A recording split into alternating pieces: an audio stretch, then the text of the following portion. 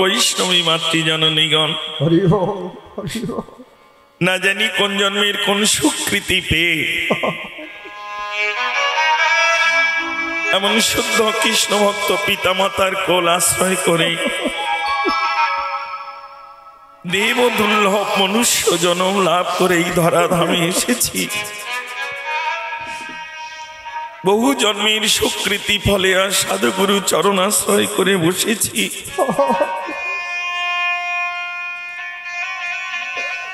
আমার রাধা কৃষ্ণ নিষ্কাম ব্রজ প্রেম ও লীলা রস এক বিন্দু আস্বাদনের জন্য।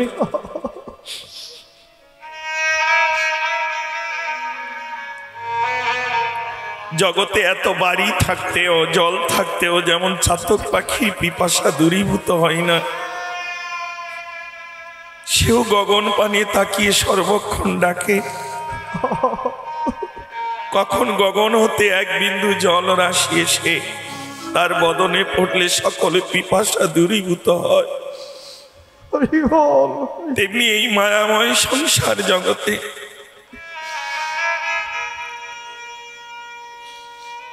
আমরাও তাকিয়ে আছি সাধুগুরু বৈষ্ণব পানে। কখন এই নামামৃত লীলা রস এক বিন্দু আমাদের পান করাবে, যে নামামৃত লীলা রস পান করলে জগতের সকল জ্বালানোর দূরীভূত হবে, শুদ্ধ কৃষ্ণ প্রেম ভক্তি উদয় হবে। আমি ভজন পথে মতি হয়ে নাম রসে ডুবে গিয়ে সদ্গুরুর চরণ ধরে আমি সেই নিত্য লীলার সন্ধান পাব।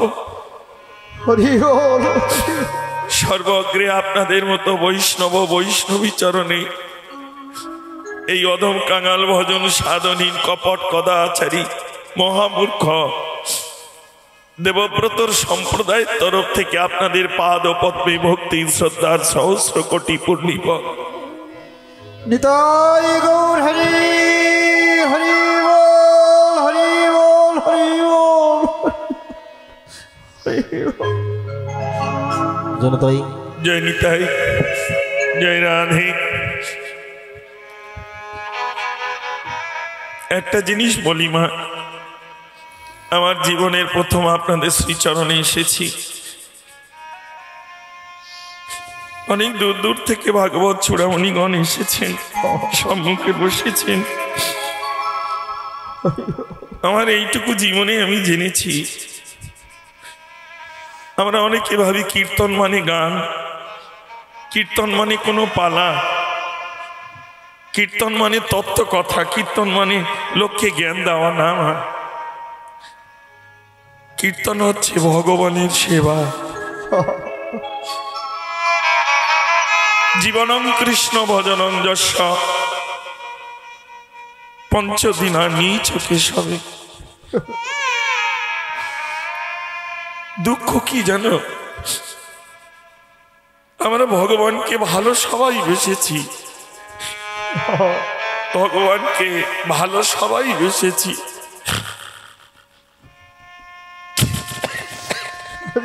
কিন্তু ভগবানের জন্য ভালো ভাষা কেউ গড়তে পারি না গো। তাই তো ভালোবাসার ধন এলেও তাকে যে আপন করে ধরে রাখবো, সে আসন, সে পাত্র, সে স্থান আমাদের।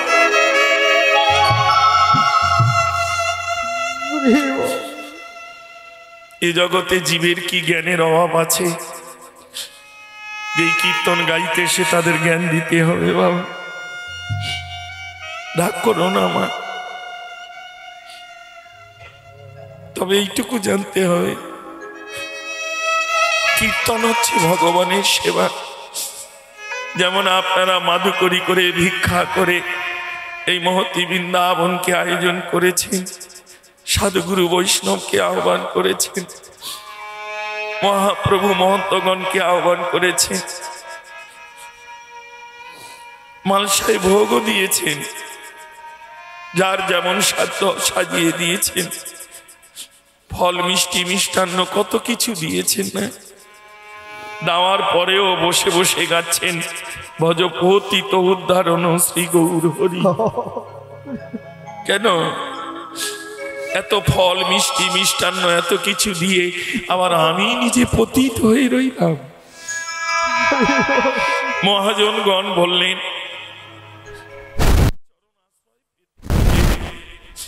আমার পিতাই চাঁদের করুণা পেতে হলে তাকে যে পতিত হতে হবে।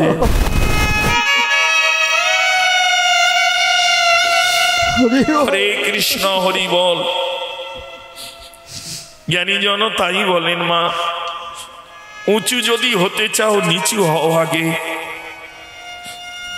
আমরা মনে করি কলিযুগে নাম করলেই জীবের সকল উদ্ধার, সকল পাপ হতে মুক্ত, সকল কর্ম হতে মুক্ত, কিন্তু না।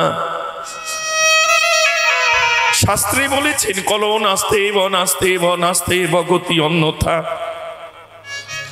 কলিযুগে নাম ছাড়া জীবের উদ্ধার মঙ্গল কোনো পথ নেই। কিন্তু এই নাম করে আমাদের কি হলো? কলিযুগ যুগে ঘরে ঘরে হরি নাম ও সংকীর্তন হবে।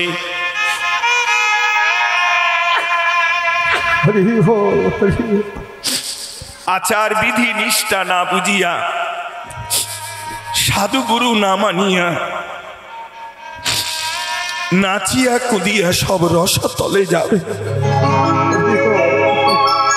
দুঃখ কি জানো? রাগ করবে না। জগতে নাম হবে, কিন্তু নামের মধ্যে আমাদের নামা হবে না। এই জন্য বৈষ্ণবগণ আচরণ করে বললেন, ওগো আগে নাম। যদি জীবনে বাসনা থাকে যেতে নিত্য ধাম, কোনো কিছু নয়, আগে নাম। তবে যেখানে সেখানে নামিস না, শুদ্ধ সাধুগুরু বৈষ্ণব ভক্ত চরণে নিজেকে নামিয়ে দে। সাধুগুরু বৈষ্ণবের পদধূলি অঙ্গে শিরে ধারণ করে সদ্গুরুর কাছ থেকে মন্ত্র নিয়ে এই নামকে আশ্রয় করে নির্জনে বসে থাক। দেখবে এই নাম তোকে একদিন নিয়ে চলে যাবে সেই নিত্যধাম। জয় গৌর হরি হরি বল, হরি বল, হরি বল। আমরা নাম করি, কিন্তু জগতে নামতে পারি কজন? আমরা মালসা দিই, ভোগ দিই, কিন্তু কজন বলতে পারি ভজ পতিত উদ্ধারণ? আমার মতো পতিত প্রভু জগতে আর তুমি কাউকে পাবে না। রাধে রাধে। এই বাবা, এই খুকি, এই ওইদিকে সোজা, ওইদিকে প্যান্ডেলের বাইরে। রাধে রাধে। হরে কৃষ্ণ হরি বল। মা তাই সবাই চরণে আমার এইটুকু নিবেদন, মা এসেছি ভাবে যেতে তো হবে, এইটুকু স্মরণ করো। জীবনে যার আছে যতটুকু বেলা, আমি এই বেলার কথা বলিনি, এই বেলা জীবনে আছে যার যতটুকু বেলা, চরণ ধরে বলে যাই করোনার কেউ অবহেলা। সদ্গুরু চরণ ধরে নাম রসে নিজেকে নামিয়ে রাখো, দেখবে একদিন না একদিন নামের প্রভু এসে। কারণ নামই চৈতন্য রস বিগ্রহ, পূর্ণ শুদ্ধ বিদ্যমান নামে না। নামেই তুমি নেমে দেখো, দেখবে নামি এসে একদিন তোমার হাত ধরে নিয়ে যাবেই যাবে।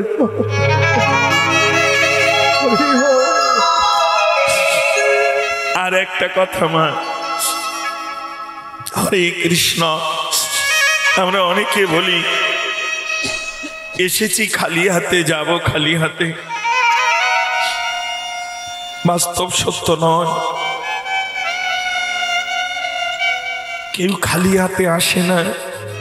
কেউ খালি হাতে যায় না। যদি বলো তাহলে আমরা দেখতে পাই না। এই মূল্যবান ধন ভজন সাধন এই চর্মচক্ষুর দ্বারায় না হয় দর্শন।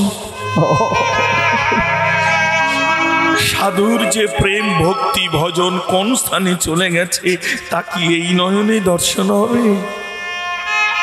যদি হয় সেই নয়ন প্রেম ভক্তি অনুরাগের ভজন সাধনের নয়ন, তবেই তার হৃদয়ে জাগ্রত হয় কৃষ্ণ ভজন।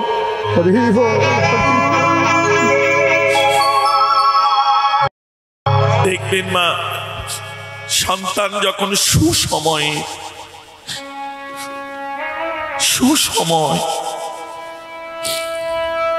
এখন তো 8 মাসে 7 মাসে 9 মাসে সিজার করে নিয়ে তুলে নি না, এটা সুসময় নয়, এটা গায়ের জোর।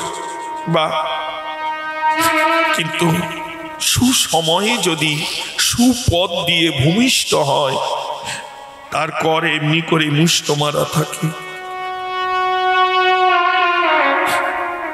ভেবেছে কোনদিন এই জলাশয়ে কিমিকিটের মধ্যে মলমূত্র যেখানে, সেখান থেকে ওই সদ্যজাত শিশুটি কি এমন বস্তু নিয়ে এলো আপন করে মুঠো করে, কি নামিয়ে আনলো ধরাধামে? বৈষ্ণবগণ তাদের সেই প্রেম ভক্তির নয়ন দিয়ে দর্শন করলেন। ওই শিশুটির করে আছে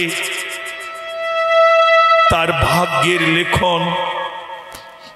যে আমরা যারাই এসেছি জানবে আমরা আমাদের ভাগ্যকে নিয়ে এসেছি। এই যে আপনারা এসেছেন, আমি এসেছি, আমরা প্রত্যেকেই প্রত্যেকের ভাগ্যকে নিয়ে এসেছি বাবা। না হলে আমরা কেউ আসতে পারতাম না। যদি বলেন দেবব্রত তোমায় বায়না করেছি, অর্থ দিয়েছি, আসবে না কেন? মা, তোমাদের কথা দেওয়ার আগে আমি যে আর এক জায়গায় কথা দিয়ে এসেছি, সে যখন ডাকবে জগতে কার শক্তি তাকে ধরে রাখতে পারে?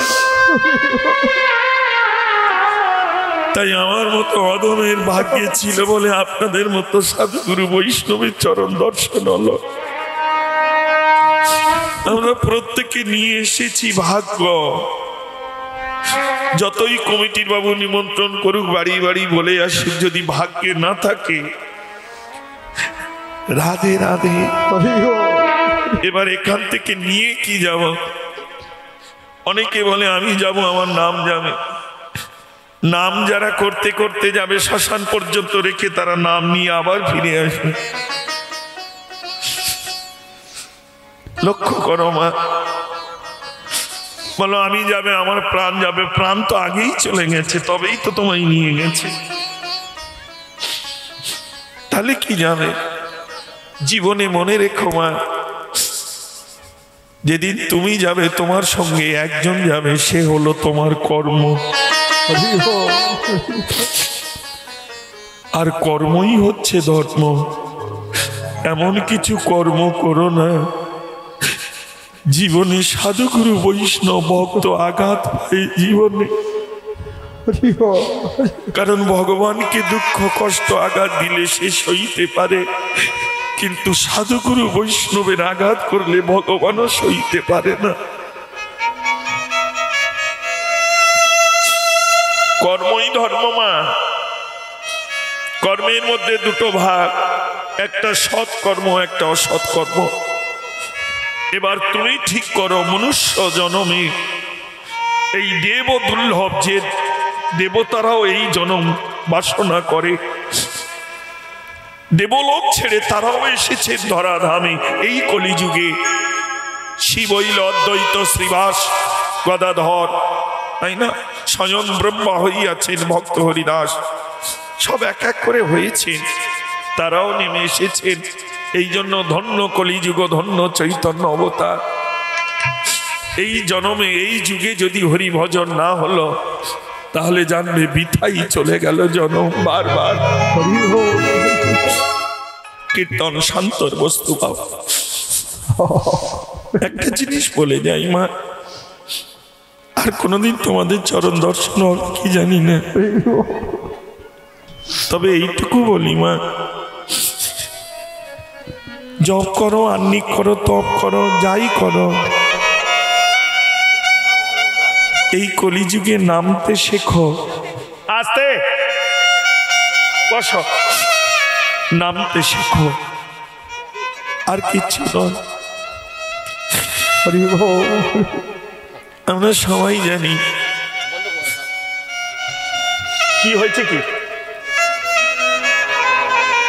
যাচ্ছে এই জগতে নামি অপেক্ষায় নাম বড়, নামি অপেক্ষায় নাম বড়।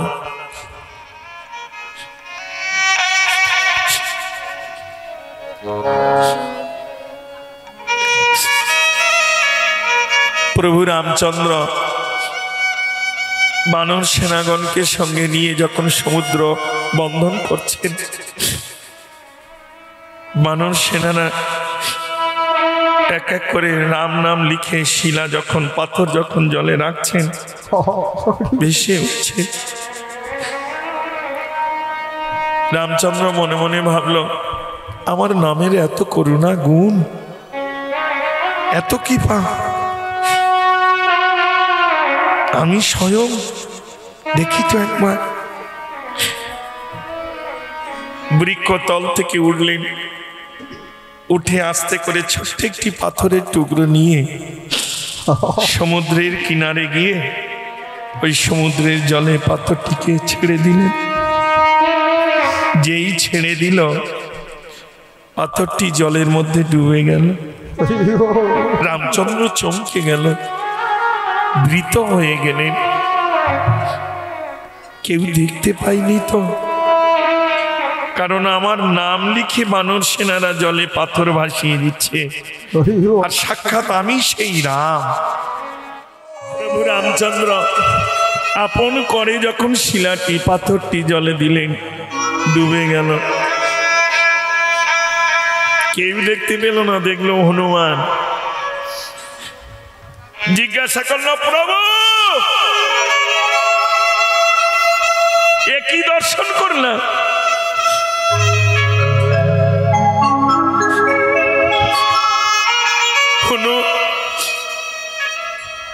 ভেবেছিলাম মনে স্বয়ং সাক্ষাৎ আমি যেখানে বিরাজমান, আমি সেই মর্যাদায় সেই রাম। আমার নামের যদি এত কৃপা করুণা তোমাদের হয়ে থাকে, যে নামের গুণে শিলা পাথর জলে ভাসে, তাহলে আমি রাম না জানি? ছোট্ট একটা পাথর, তাই জলে দিলাম, জলে ডুবে গেল। তবে এ কথা তুমি যেন জগতে কাউকে বলো না, এ কথা তুমি কাউকে প্রকাশ করবে না। হনুমান বলল, প্রভু তুমি তোমার কথাটাই ভাবছ, কিন্তু জগতের কথা ভাবলে না। কি? প্রভু পাথর এমনি ডোবেনি, ডুবেছে কেন জানো? তুমি জগৎকে জানিয়ে দিতে গেলে। এই জগতে তুমি যারে কৃপা করো, ধরে রাখো, সেই ভেসে থাকে প্রেম সাগরে। আর তুমি যারে ছেড়ে দাও, সে অতল মায়ার সমুদ্রে যে তলিয়ে যায়। প্রভু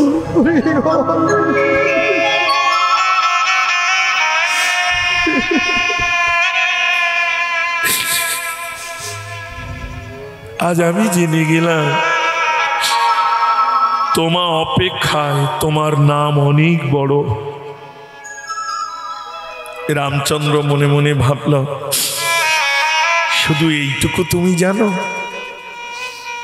কিন্তু তুমি জানো না যে নাম অপেক্ষায় তোমার মতো ভক্ত অনেক বড়।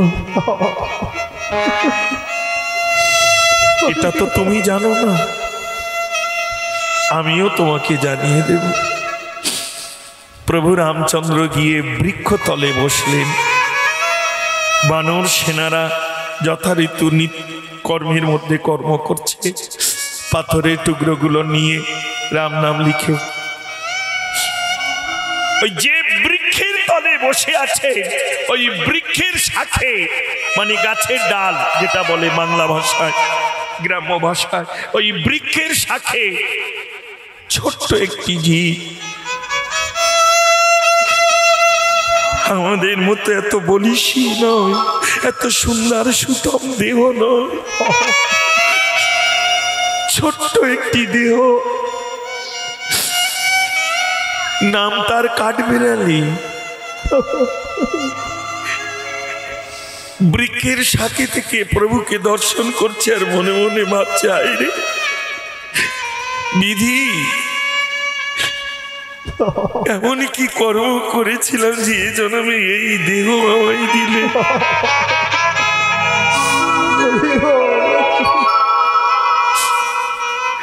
যদি বা এই দেহ দিলে তবে এমন পুরুষোত্তম রামচন্দ্রকে কেন আমায় দর্শন করালে?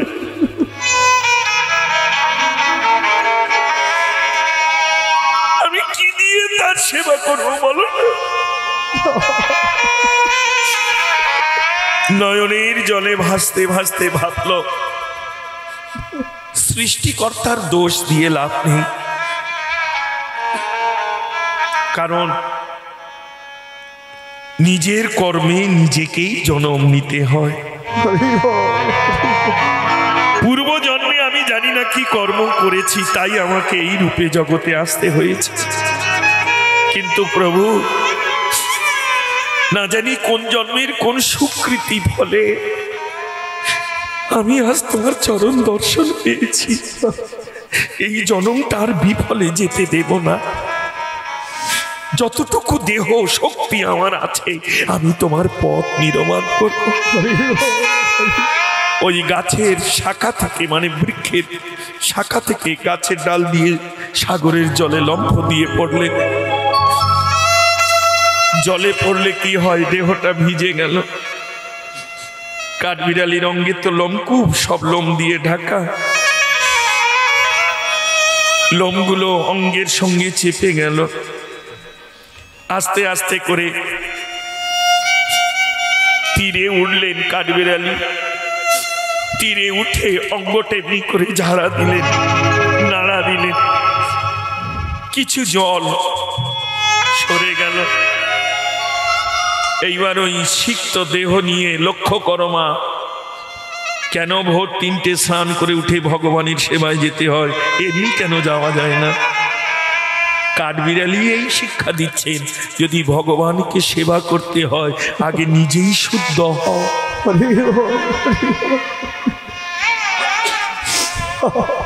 শুধু কীর্তন শুনলে হবে না, সিদ্ধান্ত বুঝলে। কেন কাঠবিড়ালিও জগৎকে জানিয়ে গেল। সে তো পারত ওই অবস্থায় গিয়ে, যেখানে বানর সেনারা পাথরগুলো ভাঙছে, ছোট ছোট করছে, ওই পাথরের টুকরোগুলো যেখানে বালিকণা হয়ে আছে, ছোট ছোট টুকরো, সেখানে গিয়ে কাঠবিড়ালি গড়া দিচ্ছে। ওই কমল অঙ্গে না জানি তার কত আঘাত হচ্ছে, কারণ টুকরোগুলো তো সব একভাবে নেই, কত তীর ভাব হয়ে আছে, ফলার মতো হয়ে আছে, তাহলে তার কোমল অঙ্গে গিয়ে আঘাত করছে। কিন্তু তার মনের আশা, আমি প্রভু রামচন্দ্রের যাওয়ার পথ করে দেব। কারণ আজ প্রভু যাচ্ছে, যেদিন আমার যাওয়ার পথ হবে। হরে কৃষ্ণ, হরি বল। অঙ্গটি দেহটি দিয়ে বারবার গড়া দিল। বালিকণা স্বরূপ যতটুকু পাথরের টুকরো তার অঙ্গে রাখলো, লোমকূপে প্রবেশ করলো, আর ছোট্ট একটি পাথরের টুকরো বদনে নিয়ে এমনি করে আস্তে আস্তে, কারণ দ্রুত গতি গমন করলে ঝরে পড়ে যাবে, তাই ধীর গতিতে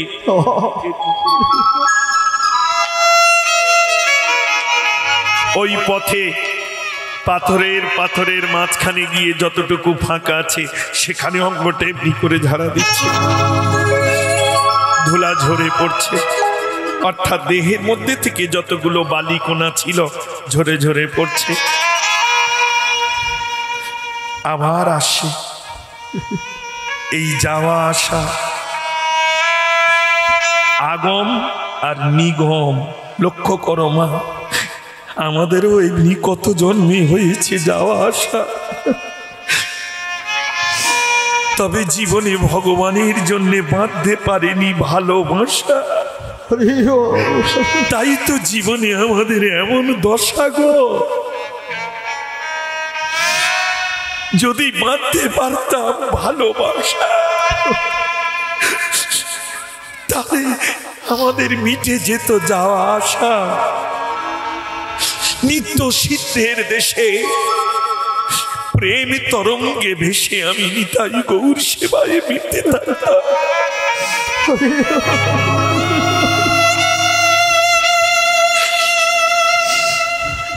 কাঠবিড়ালি যাচ্ছে আর সে রামের চরণ দর্শন করছে, রামও দেখছে। তুমি কি ভাবছো আমরা যা করছি তিনি দেখেন না? কে বলেছে গো? যখনই তার দিকে তাকিয়ে দেখবে, দেখবে সে তোমার দিকে তাকিয়ে আছে। সর্বক্ষণ সর্বত্র সে তোমার প্রতি নয়ন দিয়ে আছে। কিন্তু দুর্ভাগ্য আমাদের, যদিও বা তার পানে তাকাই কিন্তু সেই নয়নে তাকাতে পারি না। বিচার করো মা, মিলিয়ে নাও জাগতিক জগতের সঙ্গে মিলিয়ে নাও। নয়ন তো দুটো। মাকে যখন দেখো এই নয়নে কি নয়ন দেখো, স্ত্রীকে যখন এই নয়নে দেখো সে নয়ন কেমন, কন্যাকে যখন এই নয়নে দেখো কেমন, বাড়ির চাকরকে যখন এই নয়নে দেখো কেমন দেখো। দেখতে দুটো নয়ন কিন্তু দর্শনের এক নয়। ঠিক তেমনি বাবা আছে এই দু নয়ন কিন্তু দেখা। রাধে রাধে।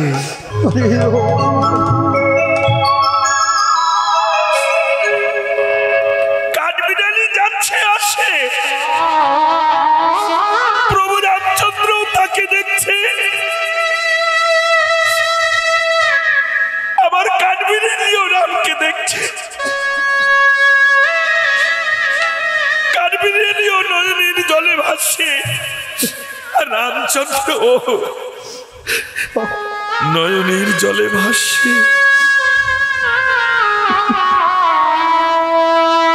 তাহলে ভগবানও কাঁদছে, আবার দাসও কাঁদছে। মধ্যিখানে মিলন হচ্ছে না কেন? একটাই কারণ, এই বারবার যাওয়া আসার মাঝখানে হনুমান মনে মনে ভাবে আমরা এত বলিষ্ঠী, এত শক্তিমান, এত বলবান, আমরা যাওয়া আসা করছি এই পথে, আর এই ছোট্ট একটা জীব বারবার যায় আসে, না জানি কার পদপিষ্ট হয়ে প্রাণ হারাবে। হ্যাঁ, এই ভেবে হনুমান বলে যা এখান থেকে, বলে আপন চরণটা তুলে নিয়ে যেই কাঠবিড়ালির চরণ দিতে গেছে, চাপা দিতে গেছে, প্রভু রামচন্দ্র ওখান থেকে চিৎকার করে উঠল, হনু বাবা তুই চরণটা সরা বাবা। রামচন্দ্র ছুটে এসে হনুর চরণটা ধরতে গেল, আগে চরণ সরা।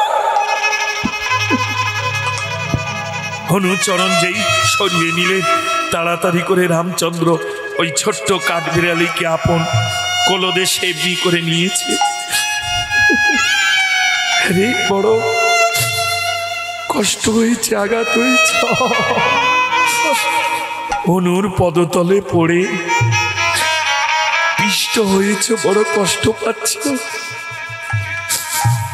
কাঠবিড়ালি কাঁদছে আর প্রভুর পানে দেখছে। প্রভু তুমি আমাকে এমন করে বক্ষে ধরেছ, আমি জগতের এত নিকৃষ্ট জীব জেনেও আমাকে হ্যারে। রামচন্দ্র তার কমল কর অঙ্গে বুলিয়ে দিলেন। ওই জন্য কাঠবিড়ালির অঙ্গে দেখবে মা দাগ আছে। এই দাগ কার? প্রভু রামচন্দ্রের কমল কর অঙ্গে এমনি করে বুলিয়ে দিলেন। তারপর প্রভু রামচন্দ্র কাঠবিড়ালিকে জিজ্ঞাসা করল, আমার এই যাত্রা পথে তুমি সহযোগিতা করছো, আমার সীতার উদ্ধারের পথ তুমি তৈরি করছো, তেমনি তোমার জীবন পথে তুমি যা চাইবে আমি তোমাকে তাই দেব। বলো তুমি কি চাও? তুমি যদি দেবলোকে দেবত্ব চাও আমি দেব, তুমি যা হতে চাইবে আমি তোমায় দেব, প্রয়োজন হলে আমি তোমার দাস হব। রামচন্দ্রের মুখশ্রিত বাণী শ্রবণ করে কাঠবিড়ালি বলল, প্রভু চাইব, যদিও চাইলে পাওয়া যায় না, কারণ করে পাওয়ার নাম কৃপা। চাইতে নেই, কর্ম করো, ফল তুমি দিয়ে রেখেছ। তবু যখন বললে স্বয়ং সাক্ষাৎ তুমি নিজ বদনে, তবে চাইব তোমার চরণ। চাও প্রভু গো, প্রভু গো, মিনতি রইল তোমার ওই চরণে। এ জন্মে কি কর্ম করে যাচ্ছি চলে তা আমি জানি না জীবনে। যদি আবারে আসি এই ধরা ধামে, তাহলে মিনতি রইল তোমার কাছে। কি বলো, জানায় বলো না। প্রভু কোন ভক্তের চরণে আমার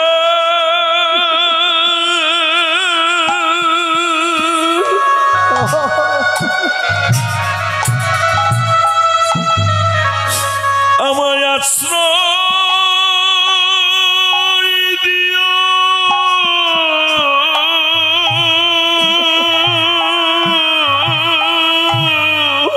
প্রভু গো,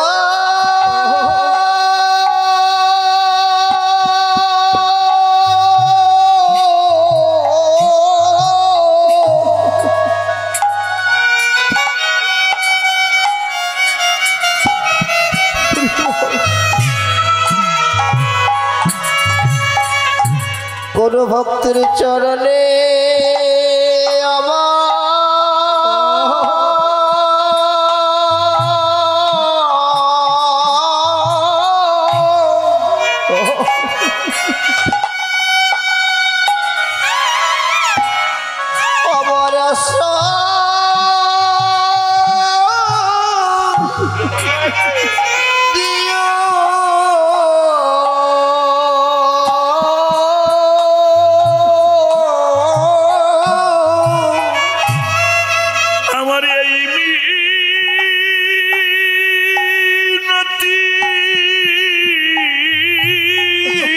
হরিবল হরিবল।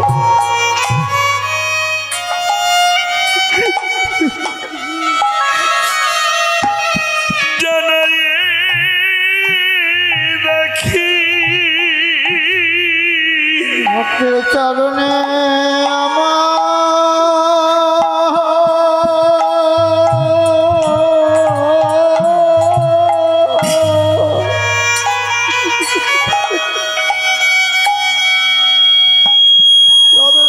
আশা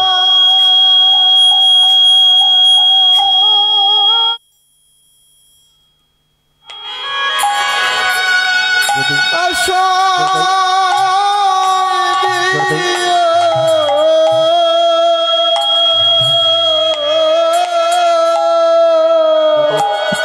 আমার এই মিনতি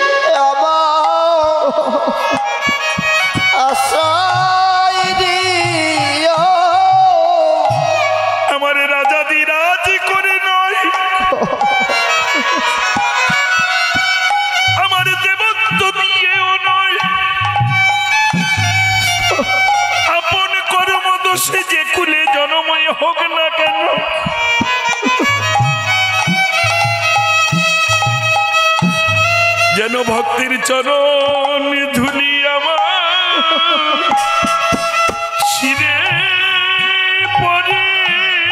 ভক্তের চরণ ধুলি আমার শিরে পড়ে।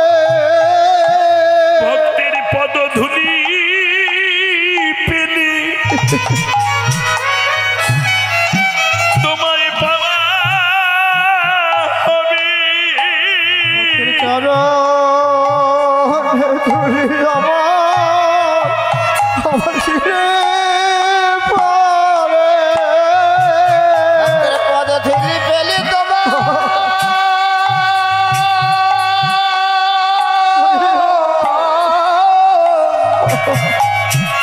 পাওয়া হবে। ভক্তের পদধূলি আমার শিরে পড়ে। যে কুলে চলো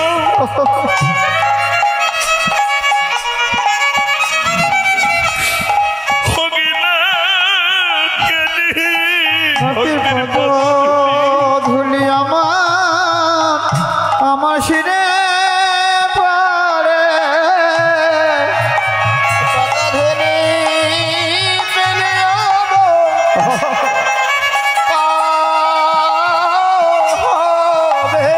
ভক্তের পদধূলি আমার শিরে পড়ে। আমি এ জীবনে জেনেছি হে পদধূলি আমার শিরে পড়ে।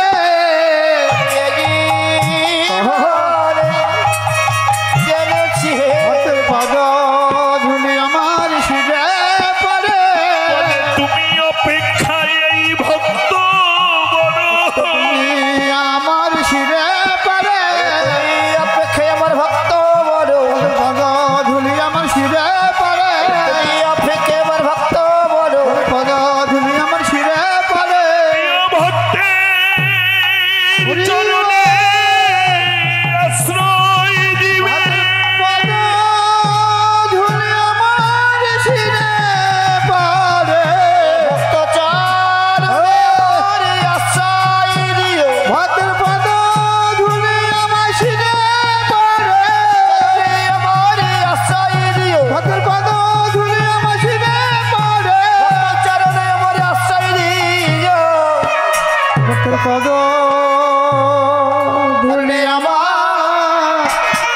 শিরে পড়ে।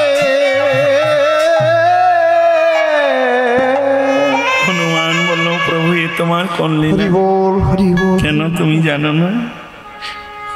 আমি অপেক্ষায় যেমন আমার নাম বড়, তেমনি নাম অপেক্ষায় তোমার মতো ভক্ত বড়। হরি বল। এই কাঠবিড়ালি যতবার যাওয়া আসা করেছে সে আমায় দেখেছে, আমার কাছে কেঁদেছে। আমি তাকে কোলে নিতে পারিনি। কেন জানো? একটাই কারণ, জীবনে কোনোদিনও কোনো ভক্তের পদধূলি পাইনি।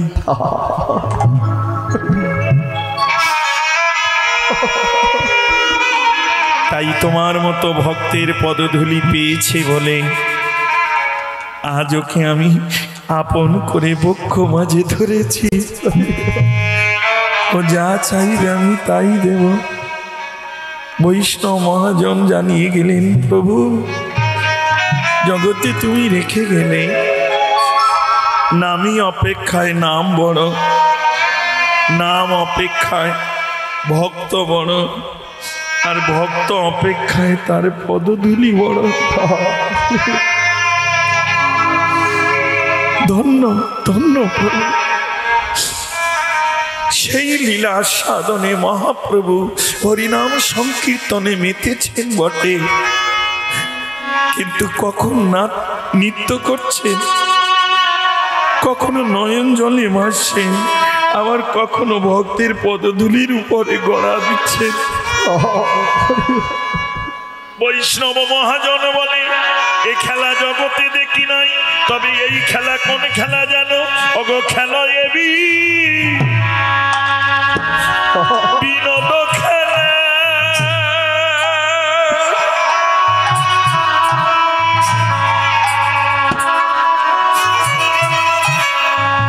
প্রভু প্রেমেতে মগন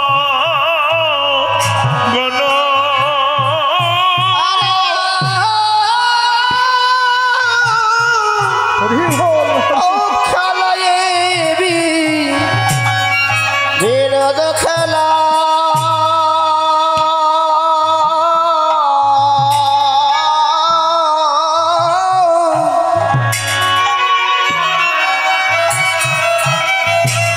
কেমন প্রেমেতে মগন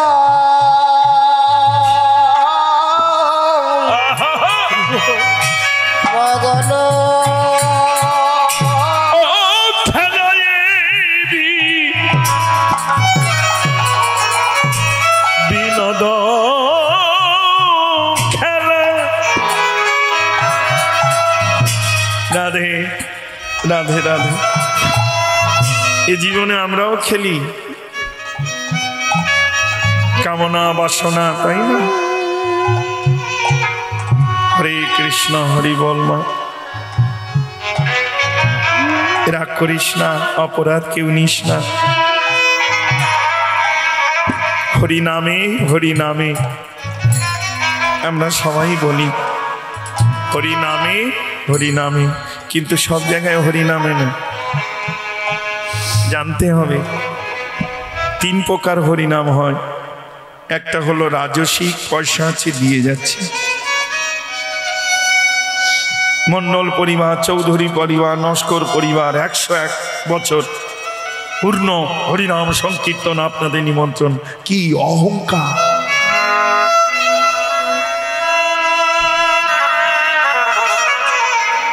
ঠাকুরদা রেখে গেছে 180 বিঘে জমি হরিনামের জন্য। রাজসী। আর একবার হরিনাম হয় আর এক স্থানে। রাধে রাধে। কোন স্থান? বর্দা বাড়িতে হরিনাম দিয়েছে, আমি হরিনাম দিয়ে দেখিয়ে দেব। আস্তে মাইক নাই, ওর মাথায় কীর্তনীয় নেড়া এনেছে, আমি হিপি অয়েল এনে দেখাবো। ও এনেছে 12,000 টাকার দল, আমি 30,000 টাকার দল এনে। এটা কি? তামসী। নিজে নামতে পারিনি। ভাবো তোমার, যে বাড়িতে তুমি এসেছো সেই বাড়ির মালিক যদি অভিমানে বসে থাকে, সেই বাড়ি কি? যেমন মিলিয়ে নাও, কৃষ্ণকে দুর্যোধন নিমন্ত্রণ করেছিলেন, আয়োজনও করেছিলেন 64 ব্যঞ্জন, পরমান্ন, মিষ্টান্ন, সবকিছু, পুষ্পান্ন সবই করেছিলেন আয়োজন। কিন্তু কৃষ্ণ সেবা করলেন না কেন? একটাই কারণ, কারণ দুর্যোধন সবই করেছিলেন কিন্তু অভিমান থেকে নিজেকে নামাতে পারেনি। তেমনি মা, এই হরিবাসরের সবই তুমি করেছো, কিন্তু ওই যে দাদা করেছে বা ভাই করেছে আমি করে দেখিয়ে দেব, তার মানে তুমিও অহংকারে বসে রইলে। বাইরে সব আয়োজন হলো, ভগবান এলো বটে, কারণ কোন ভক্ত রূপে তিনি যে আসেন ভক্তের দ্বারে, কখন কোন রূপে ঘোরে জীবের চারিপাশে আমরা কেউ জানি না। ভগবানও দেখে ভাবে মনে, দুর্যোধনের যেমন অহংকার চূর্ণ হয়েছে কুরুক্ষেত্রের যুদ্ধে, তেমনি তুমি যে অহংকারে মত্ত হয়ে আয়োজন করেছো, এই অহংকার চূর্ণ হবে এই রণক্ষেত্রের মাঝে। 2 প্রকার হরিনাম পেলে, রাজসী আর একটা হলো তামসী। আর একটা হরিনাম আছে, বলে না এই হরিনাম নয় রে মাধাই, আর এক হরিনাম আছে, এই হরিনাম নিয়ে যাবে সেই হরিনামের কাছে, সেটা হলো সাত্বিক। নিজেকে সংকল্প করে দাঁড়ে দাঁড়ে ঘুরে কৃষ্ণ ভক্তের দ্বার হতে মাদকরি করে এনে বছরের এই দিনটাকে সংকল্প করে প্রেম ভক্তি অনুরাগে সাধুগুরু বৈষ্ণব সঙ্গে তাদেরকে আহ্বান করে এনে তাই গৌর হরি হরি বল হরি বল হরি বল।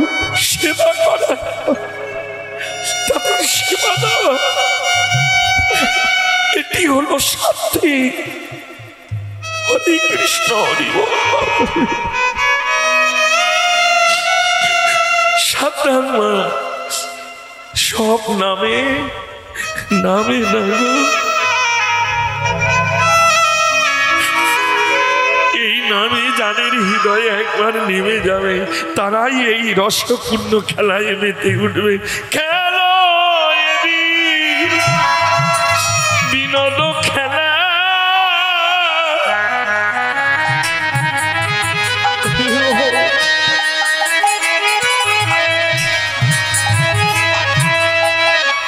প্রভু প্রেমেতে মন